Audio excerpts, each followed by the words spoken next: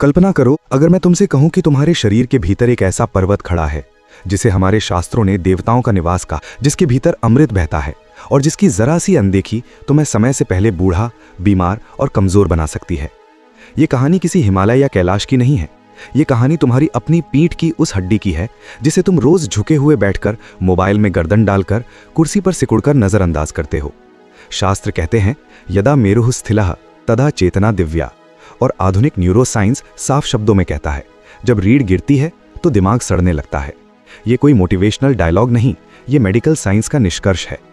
आज तुम जानोगे कि हमारे ऋषि मुनि सिर्फ संत नहीं थे, वे उस युग के सबसे उन्नत बायो साइंटिस्ट्स थे। और कैसे तुम्हारा मेरुदंड तय करता है कि तुम एक साधारण मनुष्य बनकर जियोगे या चेतना के अगले स्तर को छुओगे। ये कहानी है मेरुदंड के रहस्य की, जहां मिथक समाप्त होता है और विज्ञान मौन हो जाता है। संस्कृत में एक सूत्र है, यथा पिंडे तथा ब्रह्मांडे, अर्थात जो विराट ब्रह्मांड में घटित होता है वही इस छोटे से शरीर में भी घटित होता है। ऋषियों का सबसे बड़ा साहस यही था कि उन्होंने मानव शरीर को मांस और हड्डियों का ढांचा नहीं माना, बल्कि चलता फिरता ब्रह्मांड कहा। और इस ब्रह्मांड की धुरी, इसका केंद्र, इसका संतुलन था मेरुदंड। पुराणों में सुमेरु पर्वत का वर्णन मिलता है, एक स्वर्णमय पर्वत जिसके चारों ओर सूर्य, चंद्रमा, ग्रह और नक्षत्र परिक्रमा करते हैं, जहां देवताओं का निवास है और जहां से अमृत का उद्गम होता है। ऋषियों ने कभी सीधे नहीं कहा कि ये सुमेरु तुम्हारे शरीर में है, उन्होंने संकेत दिए, क्योंकि सत्य हमेशा संकेतों में दिया जाता है। मानव शरीर में वही भूमिका निभाती है रीढ़ की हड्डी। खोपड़ी के भीतर स्थित ब्रह्मरंध्र से लेकर मूलाधार तक फैली ये सीधी संरचना वो स्तंभ है जिसके चारों ओर पूरा शरीर कार्य करता है। यदि ये स्तंभ टेढ़ा हुआ तो पूरा आंतरिक ब्रह्मांड असंतुलित हो जाता है। आज साइंस इसे पॉस्चुरल कोलैप्स कहता है और शास्त्र इसे चेतना का पतन कहते थे। योग शास्त्र में मेरुदंड को केवल संरचनात्मक अंग नहीं माना गया, बल्कि इसे ऊर्जा का राजमार्ग कहा गया। इसी के मध्य से गुजरती है सुषुम्ना नाड़ी। हठयोग प्रदीपिका स्पष्ट कहता है, यावत् प्राणः सुषुम्नया न प्रविशति सर्वथा तावत् कालस्य भयं तस्य। अर्थात जब तक प्राण सुषुम्ना में प्रवाहित नहीं होता तब तक मनुष्य समय, बुढ़ापे और मृत्यु का दास बना रहता है। यहाँ प्राण का अर्थ केवल श्वास नहीं है, ये उस लाइफ फोर्स का नाम है जिसे आज science neural current, electrochemical signal और बायो एनर्जी कहता है। जब ये ऊर्जा इड़ा और पिंगला में उलझी रहती है तो मनुष्य द्वंद्व में जीता है, तनाव और आनंद, भय और इच्छा, सुख और दुख। लेकिन जैसे ही यही ऊर्जा मेरुदंड के मध्य सुषुम्ना में बहने लगती है, मनुष्य द्वैत से परे चला जाता है। यही अवस्था शास्त्रों में तुरीय कही गई है।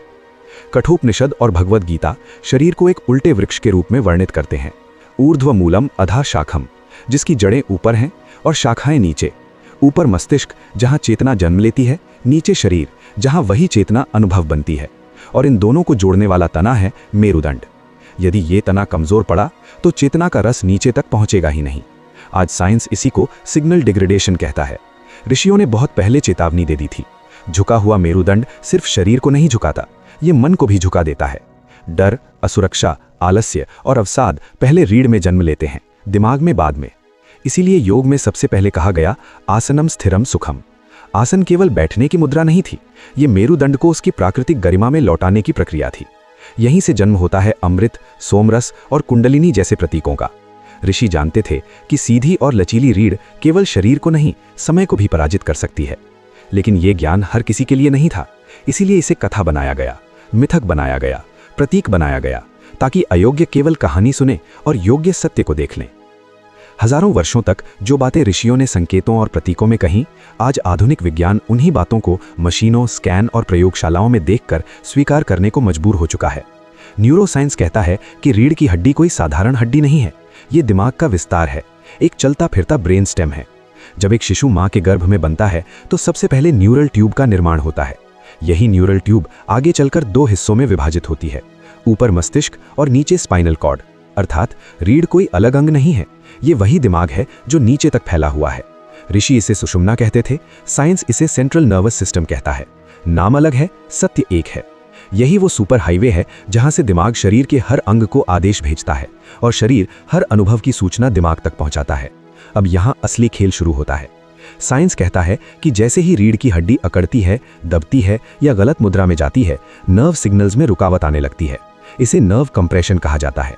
नतीजा ये होता है कि अंगों तक सही सिग्नल नहीं पहुंचता, मसल्स कमजोर होने लगती हैं, हार्मोनल बैलेंस बिगड़ने लगता है और शरीर धीरे धीरे एजिंग मोड में चला जाता है। ऋषि यही बात सरल शब्दों में कहते थे। प्राण का प्रवाह रुक गया है। अब आते हैं उस रहस्य पर जिसे शास्त्रों ने अमृत कहा और साइंस सेरेब्रोस्पाइनल फ्लूइड कहता है। मानव मस्तिष्क और रीढ़ की हड्डी के चारों ओर एक पारदर्शी स्वच्छ तरल निरंतर बहता रहता है। ये तरल सिर्फ सुरक्षा के लिए नहीं है, ये पोषण देता है, कचरा साफ करता है और न्यूरॉन्स को जीवित रखता है। आधुनिक विज्ञान ने 2012 में एक चौंकाने वाली खोज की जिसे ग्लिम्फेटिक सिस्टम कहा गया। उन्होंने पाया कि जब मनुष्य गहरी नींद में होता है या जब रीढ़ स्वाभाविक रूप से लचीली और सीधी होती है तो यही सेरेब्रोस्पाइनल फ्लूइड दिमाग के भीतर गहराई तक प्रवेश करता है और वहां जमा जहरीले प्रोटीन, विशेष रूप से बीटा अमाइलेड को धोकर बाहर निकाल देता है। यही बीटा अमाइलेड अल्जाइमर और डिमेंशिया जैसी बीमारियों का मुख्य कारण है। अब यहाँ ऋषियों की भाषा समझो। वे कहते थे जो योगी अमृत का पान करता है वो दीर्घायु होता है, स्मृति तीव्र होती है और चेतना निर्मल रहती है। आज साइंस कहता है जिस व्यक्ति में CSF फ्लो बाधित हो जाता है उसका दिमाग विषाक्त होने लगता है। बात एक ही है, यदि रीढ़ अकड़ी हुई है तो ये अमृत ऊपर नीचे सही ढंग से नहीं बह पाएगा। मोबाइल में झुकी गर्दन, कुर्सी में धसी कमर और तनाव से सख्त पीठ, ये सब मिलकर अमृत के प्रवाह को रोक देते हैं। ऋषि इसे कहते थे सोमरस का मार्ग बंद हो गया। अब आते हैं वेगस नर्व पर। ये वो नस है जो दिमाग से निकलकर हृदय, फेफड़ों, आंतों और रीढ़ के साथ साथ चलती है। ये नस पैरासिम्पैथेटिक नर्वस सिस्टम की मुख्य चाबी है। जब ये नस सक्रिय होती है तो शरीर फाइट और फ्लाइट मोड से बाहर निकलकर रेस्ट और रिपेयर मोड में चला जाता है, यानी सेल्स की मरम्मत, हार्मोनल बैलेंस, इम्यून सिस्टम की रिकवरी और एंटी एजिंग प्रक्रिया शुरू होती है। योग में जब मेरुदंड को तरंग की तरह हिलाया जाता है, जिसे आज लोग स्पाइनल वेव कहते हैं, तो यही वेगस नर्व सक्रिय होती है। ऋषि इसे कहते थे कुंडलिनी का जागरण। कुंडलिनी कोई सर्प नहीं है, ये पैरासिम्पैथेटिक शक्ति का रूपक है जो मेरुदंड के निचले हिस्से में सुषुप्त रहती है। जैसे ही सही श्वास, सही आसन और सही जागरूकता मिलती है, ये शक्ति ऊपर की ओर प्रवाहित होती है और शरीर को हीलिंग स्टेट में डाल देती है। साइंस कहता है नर्वस सिस्टम रीसेट हो गया, शास्त्र कहते हैं चेतना जागृत हो गई। अब निष्कर्ष साफ है। ऋषि कहते थे मेरुदंड सीधा रखो, प्राण ऊपर चढ़ेगा, चेतना शुद्ध होगी। साइंस कहता है स्पाइनल मोबिलिटी बनाए रखो, CSF फ्लो सुधरेगा, ब्रेन डिटॉक्स होगा। बुढ़ापा उम्र से नहीं आता, बुढ़ापा रीढ़ की जकड़न से आता है। और जो ये समझ गया वो समय से पहले बूढ़ा नहीं होता, चाहे उसकी उम्र कुछ भी हो। अब इन सबको जोड़कर देखो तो एक डरावनी लेकिन सच्ची तस्वीर सामने आती है। मानव जीवन का पतन अचानक नहीं होता, वो चुपचाप मेरुदंड से शुरू होता है। पहले रीढ़ झुकती है, फिर श्वास उथली होती है, फिर नर्वस सिस्टम लगातार फाइट और फ्लाइट मोड में फंस जाता है और फिर शरीर खुद को ठीक करने की क्षमता खो देता है। ऋषि इसे कहते थे प्राण नीचे गिर गया। साइंस इसे क्रॉनिक सिंपैथेटिक डोमिनेंस कहता है। दोनों का अर्थ एक ही है। जब मनुष्य का शरीर हर समय खतरे की अवस्था में रहता है तो वो अमृत नहीं बना सकता, वो सिर्फ जीवित रहने की कोशिश करता है। यही कारण है कि आज आधुनिक मनुष्य लंबी उम्र तो जी रहा है लेकिन जवान नहीं रह पा रहा। उसकी स्मृति कमजोर हो रही है, भावनाएं अस्थिर हैं, रीढ़ में दर्द है, नींद टूटी हुई है और दिमाग धुंधला है। शास्त्रों में इसे कहा गया काल का भार। अब यहां सबसे बड़ा रहस्य समझो। ऋषियों ने कभी नहीं कहा कि अमृत बाहर से लाओ, उन्होंने कहा अमृत पहले से भीतर है, बस उसका मार्ग खोलो। आज साइंस भी यही कह रहा है। CSF कोई दवा नहीं है, ये शरीर खुद बनाता है। ग्लिम्फेटिक सिस्टम कोई मशीन नहीं है, ये स्वाभाविक प्रक्रिया है। वेगस नर्व कोई रहस्यमयी नस नहीं है, ये हर मनुष्य में है।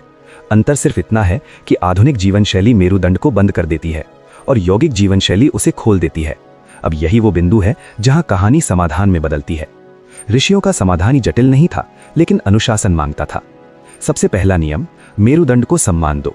सीधी रीढ़ केवल शारीरिक मुद्रा नहीं है, ये मानसिक और न्यूरोलॉजिकल आदेश है। जब तुम रीढ़ सीधी करते हो तो दिमाग को संकेत जाता है कि खतरा टल गया है, पैरासिम्पैथेटिक सिस्टम सक्रिय होने लगता है। दूसरा नियम, श्वास को गहरा और मेरुदंड के साथ संरेखित करो। प्राणायाम का अर्थ फेफड़ों में हवा भरना नहीं है, प्राणायाम का अर्थ है नर्वस सिस्टम को रीट्यून करना। धीमी गहरी श्वास मेरुदंड के भीतर CSF की लय को सुधारती है। तीसरा नियम, रीढ़ को लचीला रखो, स्थिर नहीं। ऋषि कभी कठोर आसन नहीं सिखाते थे। आसनम स्थिरम सुखम का अर्थ जड़ होना नहीं है, अर्थ है जागरूक स्थिरता। हल्की स्पाइनल मूवमेंट, धीरे धीरे झुकाव, मृदु तरंग, यही कुंडलिनी का वैज्ञानिक रूप है। चौथा नियम, नींद को साधना बनाओ। शास्त्रों में निद्रा को तमस कहा गया लेकिन गहरी निद्रा को समाधि की छाया माना गया। आज साइंस कहता है कि डीप स्लीप में ही ग्लिम्फेटिक सिस्टम सक्रिय होता है और दिमाग साफ होता है। जो व्यक्ति नींद में अमृत नहीं पीता वो जागते हुए जहर ढोता है। पांचवा और अंतिम नियम, मेरुदंड के प्रति चेतना। जब तुम चलते हो, बैठते हो, बोलते हो, तब भी अगर तुम्हारी जागरूकता रीढ़ पर है तो तुम योग में हो। योग कोई चटाई पर किया जाने वाला व्यायाम नहीं है। योग वो अवस्था है जहां मेरुदंड और चेतना एक रेखा में आ जाते हैं। यही वो क्षण है जहां ऋषियों की भाषा और विज्ञान की भाषा एक हो जाती है। शास्त्र कहते हैं प्राण ऊपर चढ़ गया, साइंस कहता है नर्वस सिस्टम रीसेट हो गया। निष्कर्ष अब स्पष्ट है, बुढ़ापा कैलेंडर से नहीं आता, बुढ़ापा मेरुदंड से आता है। स्मृति दिमाग से नहीं गिरती, वो रीढ़ से फिसलती है। और अमृत किसी देवता के पास नहीं है, वो तुम्हारे भीतर बह रहा है, बस तुम उसे बहने नहीं दे रहे। जो ये समझ गया उसके लिए योग रहस्य नहीं रहता, विज्ञान विरोधी नहीं रहता और जीवन संघर्ष नहीं रहता। वो सीधा खड़ा होता है, गहरी सांस लेता है और समय को अपने ऊपर हावी नहीं होने देता। यही मेरुदंड का रहस्य है। यही वो बिंदु है जहां मनुष्य फिर से मनुष्य नहीं रहता, वो चेतना बन जाता है। साथियों, आशा करता हूं ये जानकारी आपको पसंद आई होगी। जाते जाते वीडियो को लाइक जरूर कर देना और कहानी सुनो स्टोरी ट्रेलर चैनल को सब्सक्राइब कर लेना आने वाली वीडियो के लिए। मिलते हैं नेक्स्ट वीडियो में, तब तक अपना ख्याल रखिए। बाय, धन्यवाद।